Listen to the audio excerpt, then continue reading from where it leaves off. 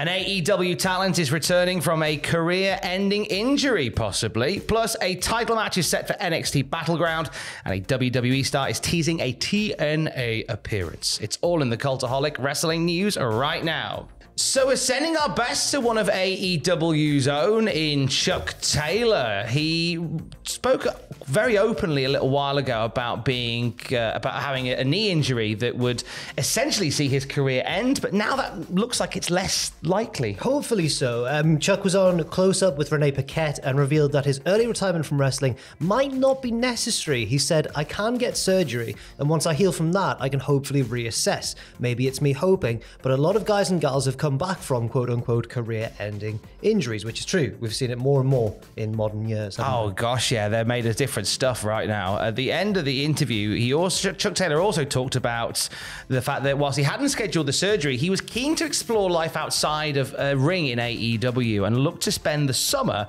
with the AEW production team on the TV shows. Yeah. Potentially learning a whole new string to his bow.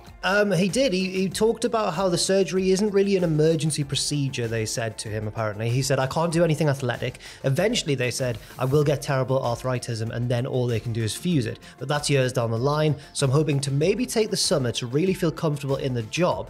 As you mentioned, in terms of this production role, this outside of the ring role. He said, "I don't just want to learn half of it and then pee off for a while." He didn't say pee.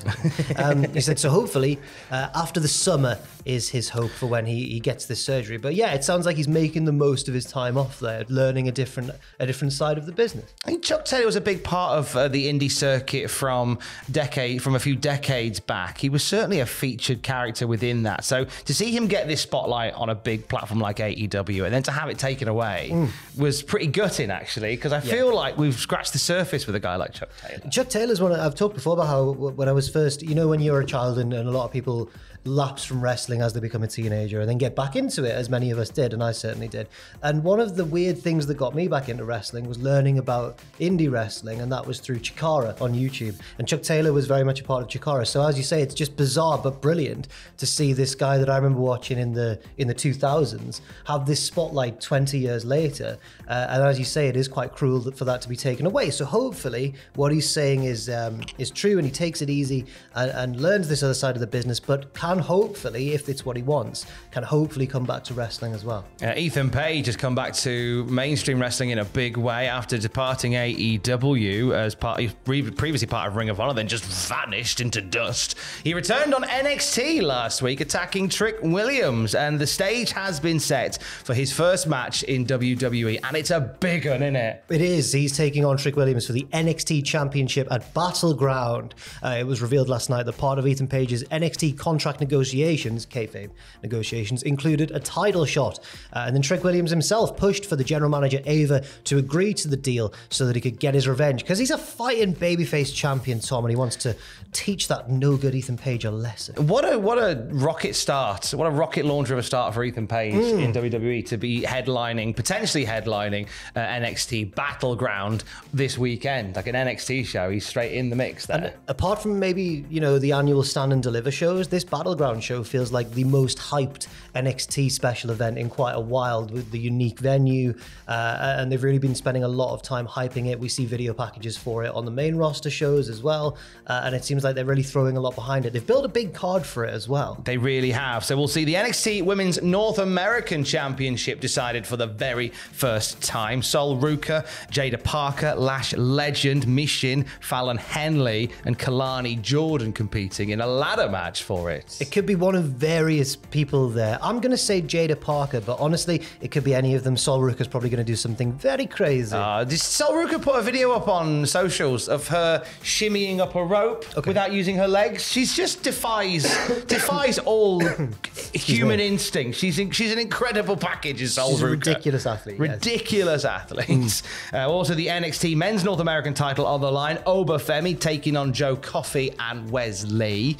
That should be a fun big boy battle with Wesley being the smaller boy in a big boy battle. Kind of puts me in mind of Obafemi kind of puts me in the mind of somebody like a giant of a guy who's going to do big things. Yeah. You know what I mean? I remember I think we were first aware of him in the men's breakout tournament, and instantly in his first round match, we were like, oh, he's probably going to be one for the future. I remember on the podcast, we all just talked about it straight away, like he's got something. He's a huge guy, but he can hit good moves. He's very mobile for his size.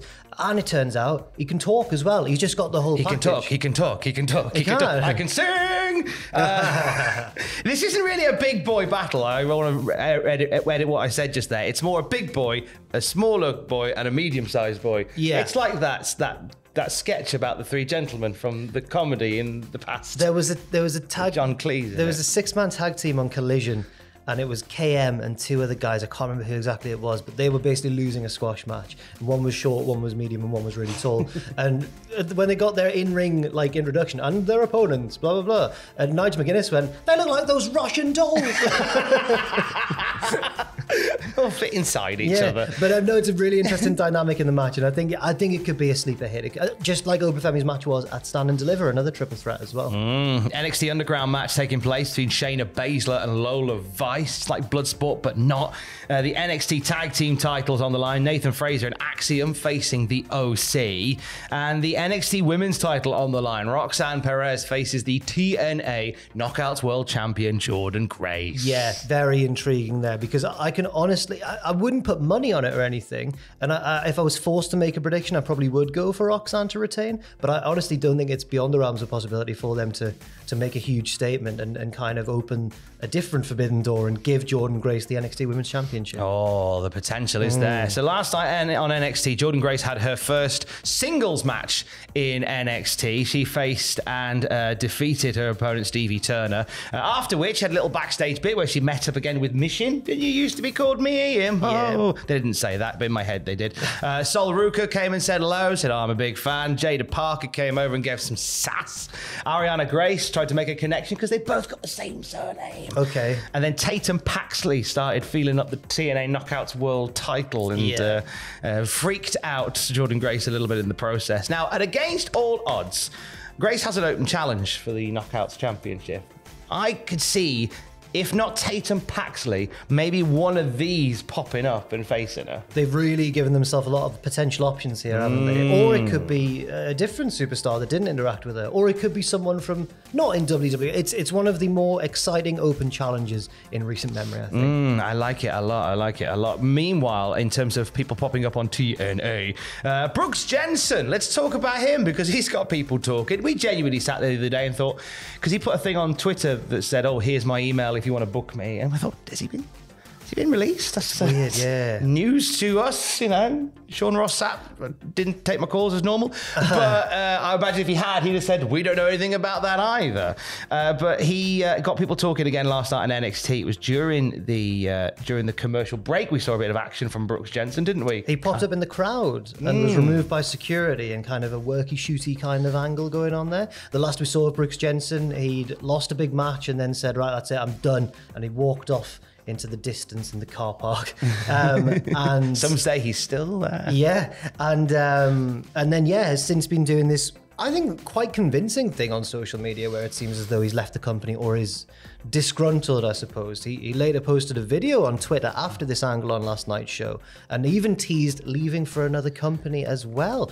He said, for 3 years, I've busted my tail. I've said, yes, sir, no, sir. Yes, ma'am, no, ma'am. I've done all the right things to make it to the top, but for some reason, they just don't see it in me. And when I try to voice my opinion, when I try to ask the question of why, instead of sitting back and taking it, they throw me out of the building. You know what the best thing is about this now? I can go anywhere I want. Who knows? Maybe I can make an impact. Oh, see what you did there, Brooks Jensen. Could it be Brooks Jensen the first person that turns up on Impact from WWE? Quite possibly. It's quite a strange one, isn't it? This burgeoning relationship between NXT and TNA, and I think it opens up a lot of potentially very exciting storylines and matchups. So we'll have to see. It's a burgeoning relationship, but one that has been burgeoning for a very long time. Okay, right. And on the channel later on today, I take a look at every WWE and TNA crossover ever, because it's a story that goes all the way back. So get yourself a plate of mahi-mahi